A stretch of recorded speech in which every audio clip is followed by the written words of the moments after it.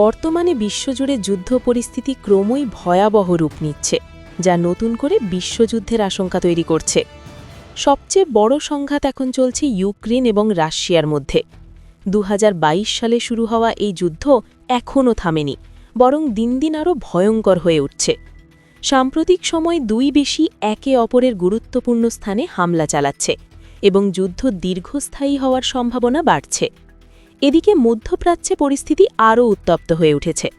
Iran, Israel এবং United স্টেটসের মধ্যে সরাসরি সংঘর্ষ শুরু হয়েছে।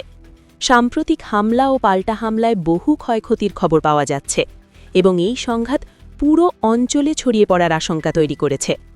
বিশেষজ্ঞরা বলছেন, এই যুদ্ধ যদি আরও বিস্তৃত হয় তাহলে তা একটি বড় আঞ্চলিক যুদ্ধ থেকে বিশ্বযুদ্ধে রূপ নিতে পারে। শুধু তাই নয়, এই যুদ্ধের প্রভাব বিশ্ব অর্থনীতিতেও পড়ছে। জ্বালানি তেলের দাম বাড়ছে, বিভিন্ন দেশের অর্থনীতি চাপে পড়ছে এবং সাধারণ মানুষের জীবনযাত্রা কঠিন হয়ে উঠছে। বিশ্বের বিভিন্ন দেশে নিরাপত্তা ব্যবস্থা জোরদার করা হচ্ছে। অনেক দেশ তাদের সামরিক প্রস্তুতি বাড়াচ্ছে এবং সম্ভাব্য সংকট মোকাবিলায় প্রস্তুত হচ্ছে। এদিকে আন্তর্জাতিক শক্তিগুলো পরিস্থিতি নিয়ন্ত্রণে আনার চেষ্টা করলেও এখনও স্থায়ী কোনো সমাধান পাওয়া যায়নি। কিছু ক্ষেত্রে শান্তি আলোচনা চালু থাকলেও যুদ্ধ পুরোপুরি থামার কোনো নিশ্চিত খবর নেই। বিশ্ব এখন এক অনিশ্চিত ভবিষ্যতের দিকে এগিয়ে যাচ্ছে, যেখানে প্রতিটি মুহূর্তেই নতুন করে উত্তেজনা তৈরি হচ্ছে।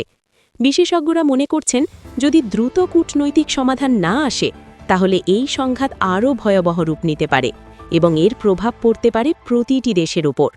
এই পরিস্থিতি কোথায় গিয়ে থামবে সেটাই এখন পুরো বিশ্বের মানুষের সবচেয়ে বড় প্রশ্ন। আপনি কি মনে করেন, এই যুদ্ধ কি বিশ্বযুদ্ধে রূপ নেবে? কমেন্টে আপনার মতামত জানাতে ভুলবেন না। সর্বশেষ আপডেট পেতে আমাদের চ্যানেল ভাইরাল.24 এর সাথে থাকুন। ধন্যবাদ।